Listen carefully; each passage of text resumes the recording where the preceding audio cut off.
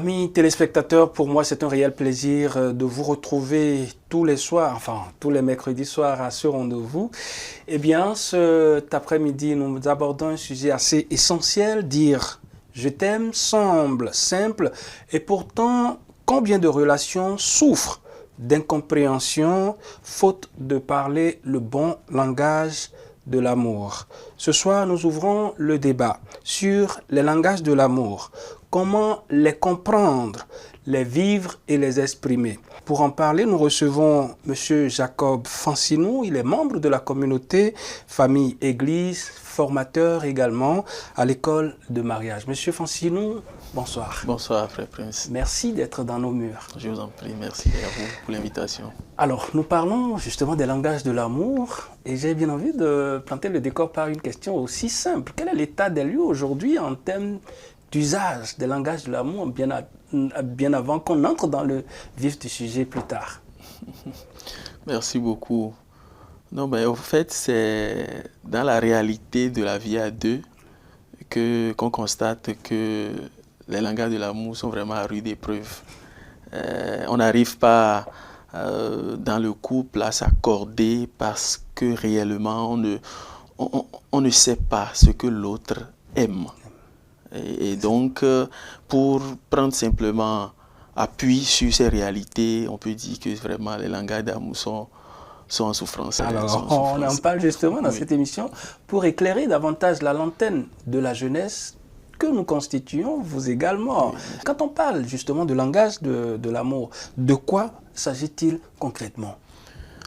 Bon, au fait, on a commencé par en parler parce qu'il y a eu un thérapeute canadien qui a écrit un document sur le thème et qui a parlé de langage de l'amour.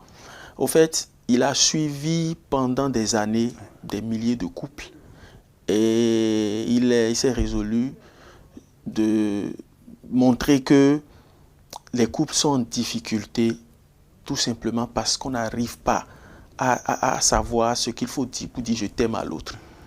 C'est-à-dire, on pose tout ce qu'on peut poser comme acte et pour soi, on est en train de poser le bon acte pour le couple pour que la vie puisse bien rayonner. Mais au fait, il y a rupture à des moments donnés. Tout simplement parce qu'on ne sait pas dire à l'autre réellement ce que nous avons dans notre cœur. Et donc, il y a plusieurs moyens pour pouvoir y arriver. Et il a capitalisé toutes ces expériences qu'il a mis dans le document. Je crois qu'on va y revenir tout au long en fait, de cette émission. Pourquoi donc est-ce si important pour les jeunes aujourd'hui ce langage de l'amour dont nous parlons? Oui, je vais même dire que, au fait, bon, quand nous disons jeune, c'est vrai, l'âge, la fourchette est bien large. C'est dans la réalité de la vie de couple. Vous pouvez avoir 30 ans de vie de mariage, 40 ans, et on peut souffrir de savoir que l'autre l'autre ne manifeste pas l'amour qu'il a envers son conjoint. Et donc, les jeunes, oui, parce que quand nous sommes dans la fleur de l'âge, nous devons manifester ce dynamisme-là. Mais je vous avoue que lorsqu'on est au début de la vie... Le début de relation. De relation. Non, mais le constat est que on arrive à parler le bon langage. Les langages de l'amour. C'est-à-dire parce qu'on veut toujours montrer à l'autre qu'on est là pour lui. Et tout ce qui a décliné dans les langages de l'amour, visiblement, chacun fait l'effort d'y arriver. Mais c'est comme c'est le coup de foudre, quoi. Quand la désillusion s'installe, c'est là qu'on retrouve maintenant chacun dans sa réalité.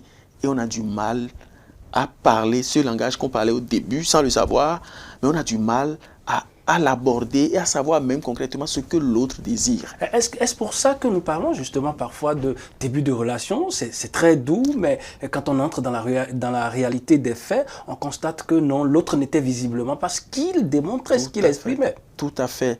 C'est le coup de foudre. Et dans toute relation, il y a ça au début. Comme la routine n'a pas commencé par s'installer et on est en train de se découvrir, on ne souffre pas de cela.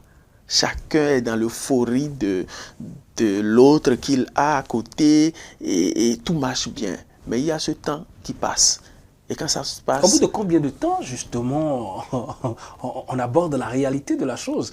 Puisque oui, début de relation, ça ne dure pas 2 ans, ça ne dure pas 3 ans. Ouais. Je crois qu'il y a quand même, pour vous, qui avez suivi beaucoup de jeunes couples, même de jeunes qui sont juste à leur début de relation, au bout de combien de temps cette période-là passe et on aborde les réalités en fait de la vie, enfin, d'une relation à proprement parler? Oui, au fait, je ne vais pas peut-être dire, bon, il y a tel nombre d'années, mais ça dépend des réalités de chaque couple, de chaque relation, les réalités. Et quand la routine commence par s'installer et qu'on commence par découvrir chez l'autre certains comportements, rapidement, ça peut tuer cet élan du début. Et c'est là qu'il faut se reprendre. Il n'y a pas à dire, bon, maintenant c'est fini, c'était comme ça que tu es. Non, il faut prendre la résolution de marcher. Et pour marcher là, il faut chercher maintenant à découvrir réellement qu'est-ce que l'autre aime, qu'est-ce que je peux faire pour qu'il puisse se sentir aimé. Et lorsqu'on est dans cette interrogation mutuelle, le couple peut trouver la paix, peut retrouver la paix. Vous voyez? Donc, quand le moment là arrive où on commence par se poser des questions, il faut juste se reprendre et commencer par changer de paradigme. Comment se reprendre justement? Là reste la grosse question. Oui. Se reprendre, c'est juste commencer par prendre par exemple ce qui énervait dans le comportement de l'autre, prendre ça positivement. Ne plus s'énerver, mais se dire, est-ce que par hasard ce n'est pas au fait son langage que je n'arrive pas à détecter? Mais quand je commence par prendre positivement, je réfléchis seul et je travaille là-dessus pour voir, ah mais voilà, il faut bien évidemment connaître les langages. Et quand on les connaît, on se dit, mais quand il me demande telle chose qui m'agace à des moments donnés, c'est peut-être son langage et ça ne doit plus m'agacer. Parce qu'au fait, le langage de l'autre, je suis dans l'obligation de l'utiliser pour son bien. C'est vice-versa. C'est vice-versa. Justement, en fait, dans le couple, c'est la mutualité.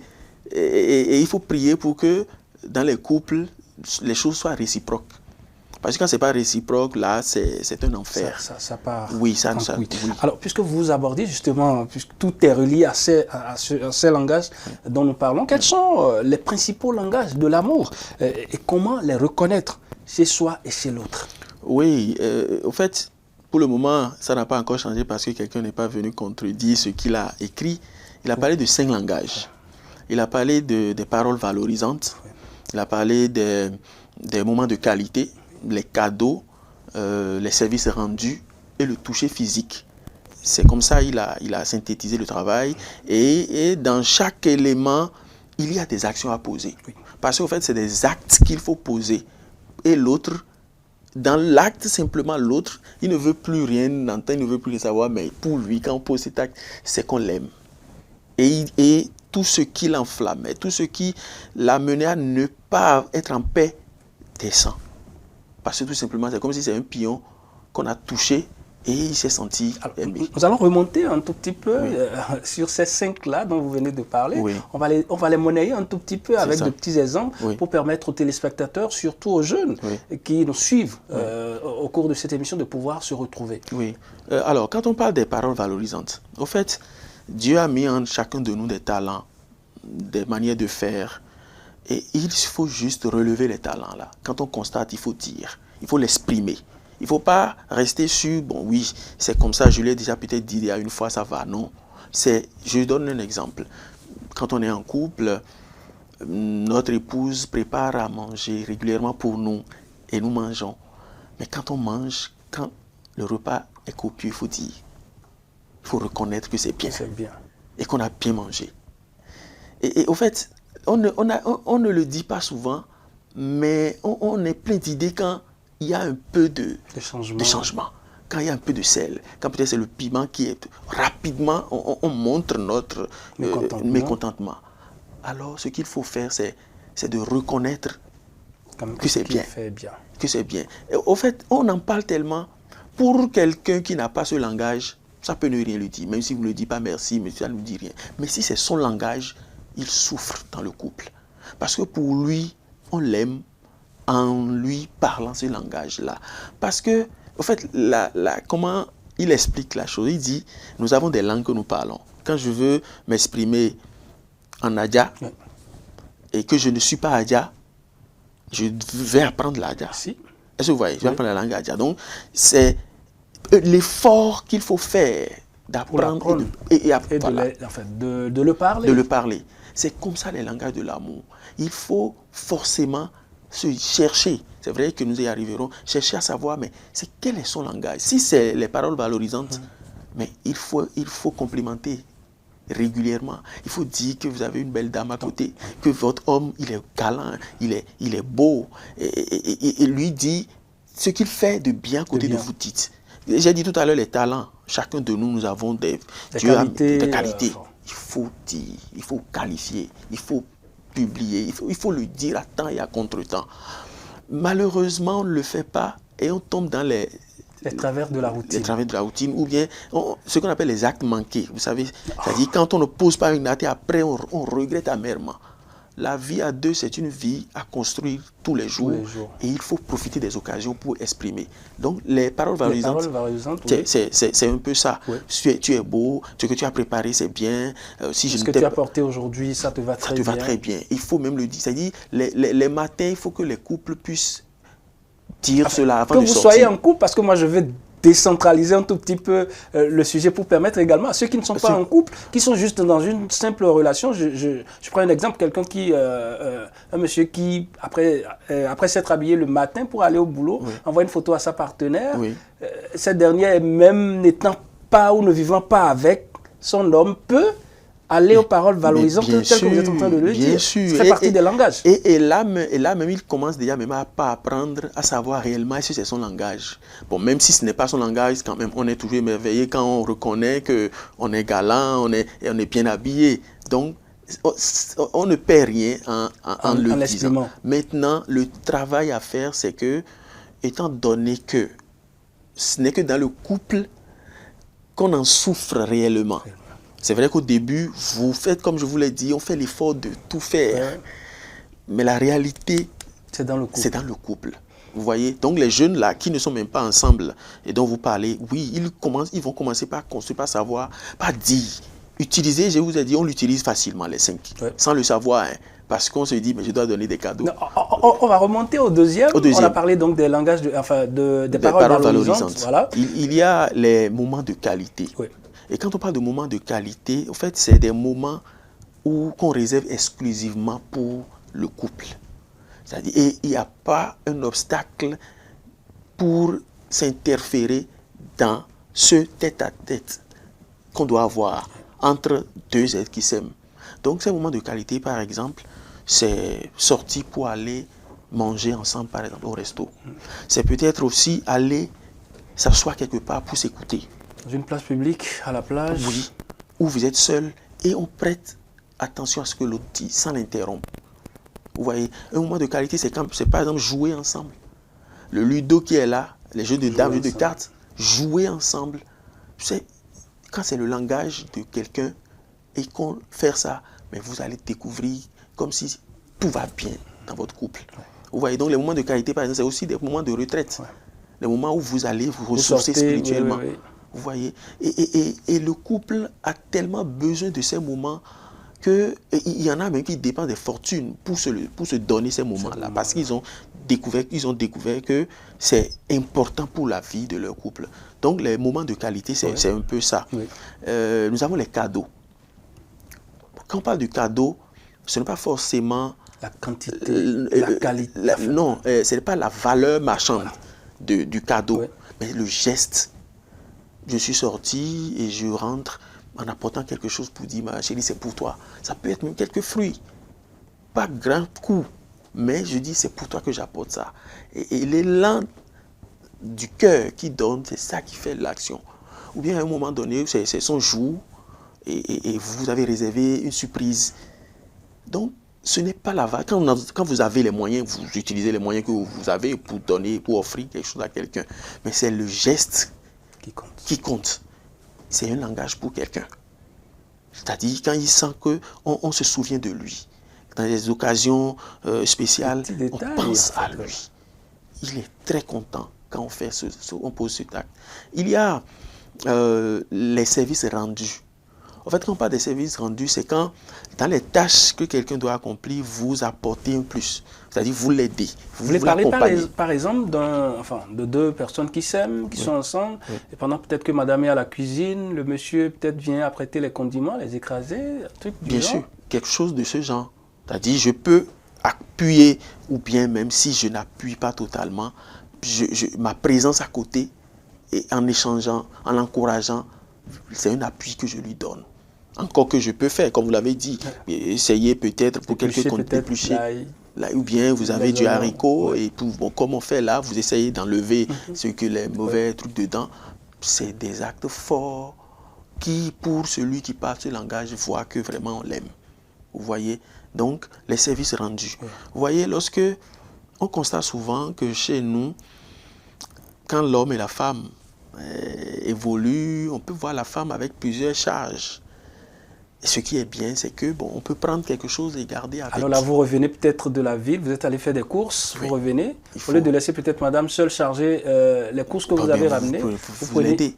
Vous l'aidez. Il y a des choses qu'on peut faire, peut-être nettoyer, peut-être ta moto, ou bien on peut dire que c'est des tâches d'homme, mais la femme peut faire et aider son chéri. Vous voyez. Donc, excusez, les moments, les services rendus, c'est un peu ça. Parce que c'est un langage aussi. De l'amour. De l'amour.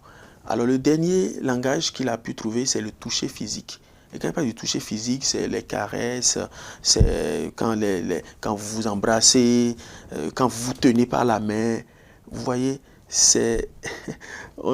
ça n'a l'air de rien. Ça n'a l'air de rien, mais ça touche. Ça touche. C'est vrai que chez nous, quand on voit deux amoureux se tenir dans la rue, bon, on en rit, quoi. Et comme on se dit, bon, écoutez, vous allez les voir finir tout à l'heure, ils sont au début. On dit des choses comme ça pour décourager. Moi, je vais demander aux jeunes il n'y a pas à se décourager. Quand vous vous aimez, vous ne pouvez qu'être proches. Vous ne pouvez qu'aller ensemble. Oui, mais Monsieur Jacob, il y a très souvent ce point qui décourage. Quand vous entendez souvent dire, c'est parce que c'est le début que X ou Y se comporte comme ça pour...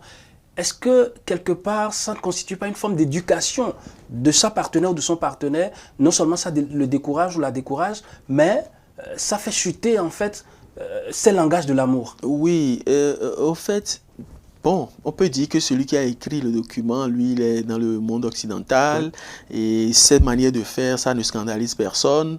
On peut le dire ainsi. Et c'est comme si chez nous, c'est pas très ancré dans nos habitudes d'exhiber son affection publiquement. Mais c'est un langage. Et ça n'a pas de frontières. Et donc, ça peut décourager vraiment, comme vous êtes en train de le dire. Seulement, ce qu'il faut, c'est que quand vous aimez quelqu'un, il faut l'exprimer. Bon, toujours est-il qu'il ne faut pas scandaliser aussi. Quand c'est l'environnement, il faut essayer de ne pas choquer peut-être ceux qui sont un peu anciens et qui ne voient pas trop dedans des gestes d'amour, qui ne comprennent pas. Alors, mais quand on s'aime, il faut l'exprimer. Donc, 5 langages d'amour, oui. on l'a dit, donc vous venez de les rappeler avec bien sûr des exemples à l'appui. Est-ce qu'on peut aimer quelqu'un sincèrement et pourtant lui donner l'impression de ne pas l'aimer? Bien sûr, ça se passe. Ça se passe. Mais on peut dire que c'est la méconnaissance au fait du langage qui peut amener quelqu'un à agir ainsi. Quand vous aimez, il faut l'exprimer. Et je crois que c'est Saint Jacques qui l'a dit dans son épître, non? Et quand il faut les actes qui accompagnent ce qu'on fait. Ce qu'on exprime aussi. Voilà, il faut matérialiser. Quand c'est la foi, on dit mais la foi se matérialise aussi par les actes et à travers la charité. Donc, il faut exprimer ce qu'on fait. On ne peut pas ne pas poser des actes concrets pour montrer à l'autre qu'on aime. Donc, il faut forcément l'exprimer et c'est là le défi de chercher à savoir quel est le langage de l'autre. Est-ce que ces langages dont vous parlez, enfin, les 5 sont valables pour X ou Y, ou dans les 5, il y a un qui est le langage, enfin, le langage praticable, ou qu'on peut employer à X pour justement exprimer, témoigner de ce qu'on ressent? Oui, au fait, on a parlé de 5 langages. Oui. On peut retrouver chez quelqu'un dans les 5, 2 qui soient des langages forts pour lui. Ça peut être un. Mais on peut avoir plusieurs, on peut avoir les 5 même. Vous voyez, mais c'est à classer par rapport à chacun. Et c'est pour ça qu'il faut vraiment œuvrer pour découvrir le plus fort ou les plus forts chez quelqu'un pour l'aider à vivre émotionnellement dans le couple. Parce que comme le dit l'autre, c'est un réservoir à remplir. Et quand la personne a son réservoir vide d'affection, la vie de couple est compliquée. Parce que là, ça ne prend pas en compte les blessures, en fait. Oui, voilà, il y a des blessures qui viennent même contrecarrer la vie à deux. Les blessures sont là et il faut faire tout pour sortir des blessures, pour guérir des blessures. Maintenant, la recherche du langage peut aider quelqu'un à sortir de ses blessures, à guérir de ses blessures, parce qu'on a commencé par lui montrer qu'on l'aime réellement. Vous voyez, les blessures détruisent beaucoup de choses dans la vie de couple et il faut vraiment prendre ce côté-là et travailler là-dessus. Et maintenant, quand nous revenons au langage, il faut aller à la découverte. C'est que c'est une exigence pour le couple. Les gens peuvent faire 15 ans de vie de couple, 20 ans. Sans connaître vraiment. Et découvrir, et, bon, pas découvrir, et affirmer qu'on l'aime, qu'on ne les aime pas. Ça peut être un scandale. Comment est-ce possible? Oui, mais la preuve, c'est-à-dire un monsieur qui s'échine chaque matin, sort sa moto et va chercher de l'argent, revient à la maison, nourrit. Mais pour lui, c'est peut-être sa manière d'aimer. Mais l'autre ne retrouve pas, il dit, mais tout ce qu'on fait là, ça ne lui dit rien, parce qu'on n'a pas cherché à savoir ce qu'il aime. Mais en fait, aujourd'hui, c'est le quotidien de la plupart des relations, surtout, je ne dirais pas seulement pour les jeunes, mais puisque nous sommes dans une tranche de jeunes, je l'adapte à la jeunesse, c'est la plupart du quotidien des jeunes aujourd'hui. Oui, c'est-à-dire notre quotidien où il faut chercher à remplir la maison de ce qu'il faut manger, il faut penser au côté émotionnel. C'est très capital, parce qu'il arrive des moments où vous avez tout dans le couple. Un couple peut avoir tout, voiture, domestique, des matériels nécessaires et claquer la porte. Et quelqu'un claque la porte et dit, il n'en peut plus. Tout simplement parce qu'il a pris le temps de réclamer quelque chose qu'il n'a jamais obtenu. L'autre, c'est peut-être pas mauvaise foi qu'il le fait, mais c'est parce qu'il ne s'est pas posé pour chercher à savoir, mais quel est le langage en fait, adapté à ma partenaire ou à mon partenaire. Alors, M. Francino, avant 26 minutes, ça passe très rapidement. Nous sommes pratiquement à la fin de cette première partie, puisque c'est une émission qu'on va faire en 2 parties. Dites-moi, comment dire je t'aime justement sans les mots? Et surtout quand on a du mal à exprimer ses sentiments verbalement. Oui, vous voyez, quand on avait décliné les langages d'amour, on a parlé du cadeau. Il y a des langages du cadeau. Oui, il y a le cadeau, il y a le toucher physique. Bon, on n'a pas besoin de l'expression pour s'approcher de quelqu'un. Le service rendu aussi. Mais il faut chercher à l'exprimer. Il ne faut pas rester muet dans un couple. Ce n'est pas bien, il faut exprimer. Il faut dire. Sinon, au fait, c'est dans la recherche du langage de l'autre. Quand je cherche et je trouve que celui-là, par exemple, c'est les paroles valorisantes, et que je suis quelqu'un qui, personnellement, je ne sais pas, je ne m'exprime pas, c'est un danger. Je dois chercher, je dois m'adapter. Beaucoup qui estiment quand même que parler, s'exprimer, ce n'est pas aussi donner à tout le monde. Il y a ceux qui ont préféré la timidité, je donne ce cas d'exemple-là. Et ceux-là, par exemple, c'est difficile quand il s'agit de l'expression, enfin d'exprimer ce qu'on ressent verbalement. Oui, et au fait, il ne peut pas faire comme tout le monde parce que c'est sa personnalité, mais il va travailler un peu sur sa personnalité parce que c'est l'autre qui l'oblige à parler le langage. Parce que la question qu'il faut se poser chaque jour est qu'est-ce que je dois faire pour que l'autre puisse se sentir aimé? C'est la réelle question. C'est la réelle question. C'est-à-dire quel sacrifice? Parce que l'amour même, c'est sacrifice. L'amour, c'est le don de soi. Il n'y a pas autre chose. Et si nous savons que l'amour que le Seigneur nous demande, c'est se donner pour l'autre, je n'ai pas les capacités, mais pour l'autre, je cherche à découvrir pour lui. Parce que c'est son bonheur que je cherche. Parce que vous voyez, la quête de ce bonheur-là demande des sacrifices qu'il faut. Et ça a un prix pour le bonheur du couple. Monsieur Francino, nous allons terminer cette première partie. Peut-on apprendre à parler le langage de l'amour de l'autre, même s'il est très différent du nôtre? Mais bien sûr, c'est là le défi. C'est là le défi. C'est que le langage l'effort à faire, c'est chercher à parler le langage de l'autre, qui n'est pas notre langage. Parce que si c'est notre langage, c'est facile. Parce qu'on est déjà habitué. Donc le défi, c'est que l'autre, son langage n'est pas le mien. Le mien, mais... Et je dois lui parler ça. Je dois lui parler on ne va pas conclure, je prends ça comme la conclusion.